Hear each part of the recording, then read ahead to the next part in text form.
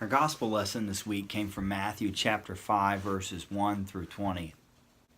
This is Jesus' first teaching. This is his first moment of ministry. And before we get there, I want to just tell you another story. You may be familiar with the movie Patch Adams. It came out in the late 1990s. Well, it's the story of a man named Hunter Adams who walks into a mental institution because he's afraid he's going to hurt himself. And he encounters a man named Alfred Mendelsohn who helps him have a conversion moment. The conversion story basically goes like this. Alfred asks him, he says, "How many fingers do you see?" And Hunter Adams says, "Well, I see 4. But Alfred says, "No, don't look at the problem, look past the problem." And then Hunter Adams looks and he realizes, when he's looking at Alfred, he sees not 4, but 8. Well, this is a conversion moment because from that moment on, Hunter changes his name to Patch and becomes a medical student and decides he wants to dedicate his life to helping people. He even points out that the difference between a doctor and a scientist is that doctors treat patients. The thing is that Hunter, or Patch, has a run-in, an encounter. He has a problem with the academic institution, with the medical institution, with his fellow students, all because he sees the world in a different way. There's something different about him. Well, I think that's what a conversion is. Now, you may be allergic to the term conversion. Every time you hear it, there may be something visceral in you that you have a reaction to that word. But I want to suggest to you maybe there's a different way to understand it. Ched Myers, in his book, him and Elaine Enns wrote this book called Ambassadors of Reconciliation. And in it he explains that conversion is a revaluation of everything. You start to live and see the world in a way that's restorative and life-giving. That's what happened with Patch Adams. He changed his name. He started a new and different life. His values were changed. His commitments were different. This is, I think, what Jesus is getting at in the Sermon on the Mount. I want to lay out the historical context for you and the narrative context too.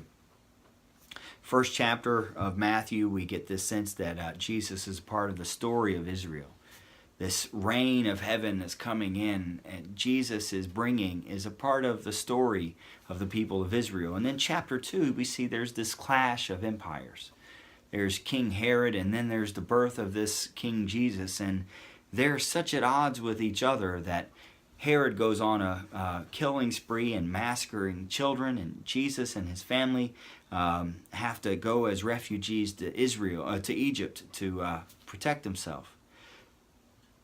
This is like Chekhov's gun. At the very beginning of the Gospel of Matthew, you have this story of violence that is because of these two different rules. These two different empires are at odds with each other. There's a New Testament scholar named Warren Carter.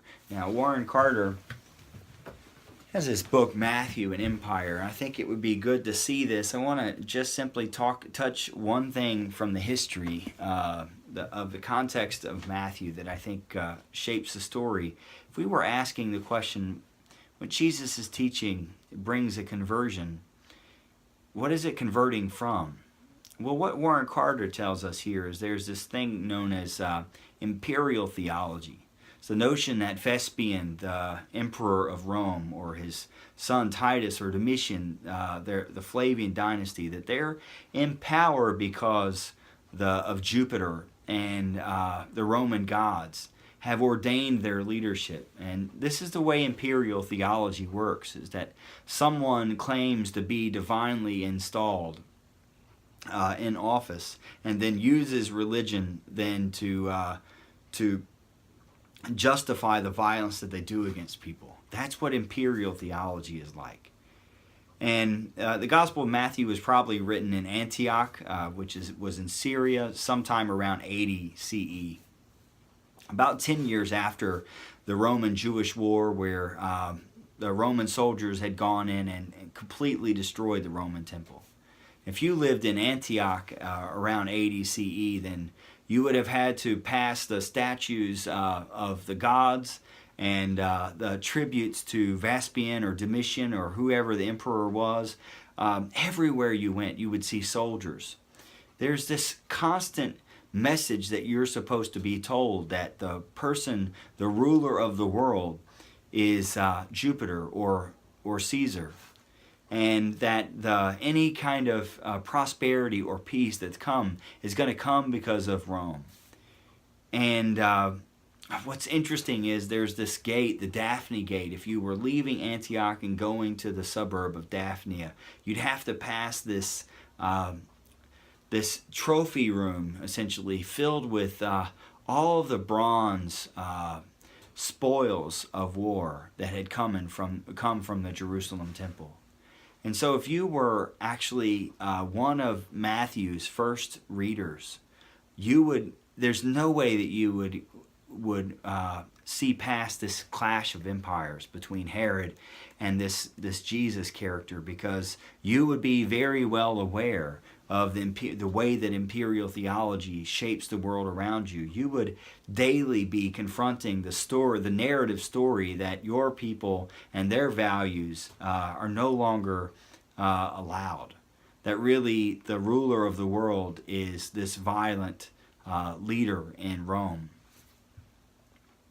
That's important because now when we come back to the story, this is what happens. In chapter 3, Jesus it goes through baptism, and there's this life-giving voice that comes from heaven, almost echoing Genesis chapter 1. It says, "This is my beloved, and I am pleased."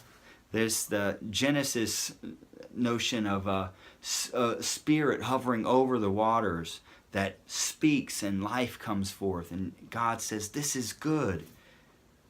And Jesus in chapter 4 goes into the wilderness and encounters the spirits and is tempted. And each time Satan tempts Jesus, tempts him 3 times, and each time it's, if you are really the beloved child of God, prove it. The last one is even more important because Satan says, I'm the one that's in charge of all the empires of the world, and I'll give them to you if you just bow down and worship me. Here is the key, I think, that's so important, is that even in chapter 4, we get this reminder of chapter 2, this whole notion that who's in charge of the world? And certainly is not God. Or at least when it comes to who's following Rome, this is in chapter 4 of Matthew, we're told that Satan is the one who's in charge of these empires, these rulers of the world. And Jesus doesn't give into it.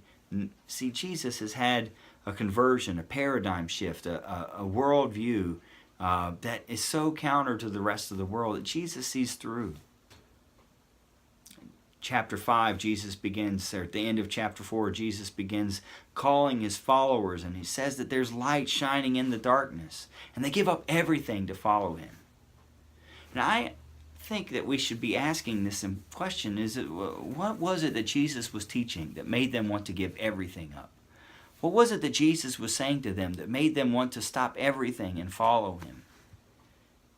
What was it that Jesus was teaching that gave them so much hope? And I think maybe even more important than that, there is this question we should ask is, who were these people, these first people to encounter this dawning of a new empire, this light shining in the darkness, this birth of a new world? Who were these people? Well, they were the marginalized, the hopeless, the homeless, the sick, the diseased, the deformed, the demonized, the epileptic. These were those who were certainly without power or privilege. You might even say they were the ones who were poor in spirit. And now you see the context of why Matthew chapter 5 is so important. So I would say the story probably goes something like this. It says that Jesus walked up the mountain like Moses.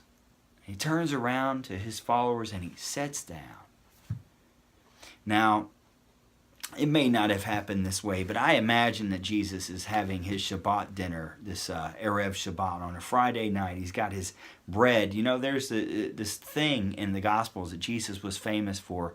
They knew him because of the way that he broke bread. Jesus is sitting here on the side of the mountain, and he breaks the bread. You know, he's got his candles lit from the Shabbat. This is the light, and he's got the salt, and he's got his bread, and he breaks it. And he probably prayed this traditional Hebrew prayer, Baruch atah Adonai, Eloheinu melech haolam, hamotzi lechem min haaretz. The blessed is the Lord, the King of the universe, because he brings forth fruit from the earth. And you can see here this conversion, and Jesus is breaking the bread, and he's praying, blessed, honored are you, O Lord our God. But he's not seeing the bread, he's seeing the people. Blessed are you, he says, who are poor in spirit, because don't you know those of you who are without hope, it's you who this reign of heaven is all about. Blessed are you who are mourning now, because when this kingdom comes, you're going to be comforted. Blessed are you who are meek. You know, the earth belongs to you. Blessed are you who are peacemakers, because that's what this is all about. You're going to be, don't you know, you're the children of God. Blessed are you if you listen to what I'm saying and stand up and don't be afraid to speak out against oppression and injustice. See, the thing I think is that what you give honor to says more than anything else what it is that you think about God. And this is what we find out Jesus thinks about God. As he's praying, blessed are you, O Lord our God, he says, blessed are you, blessed are you. The meek, the lowly, those without hope. You are the ones that this is all about. The reign of heaven is coming, and it changes everything. See, I think that Jesus is setting out the stage here at the beginning of Matthew that really calls into being a new community, a community that's based on care and honoring those who need honor the most, not based on the violence of empire. It's so very different than the way that Rome rules the world.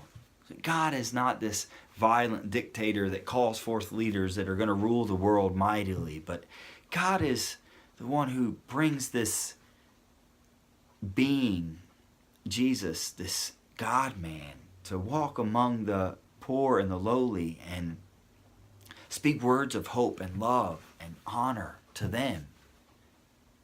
It's an alternative. It's a completely new, it's a conversion, see. I just want to suggest to you that maybe what we are called to be as a church is this people who learn to honor the world around us.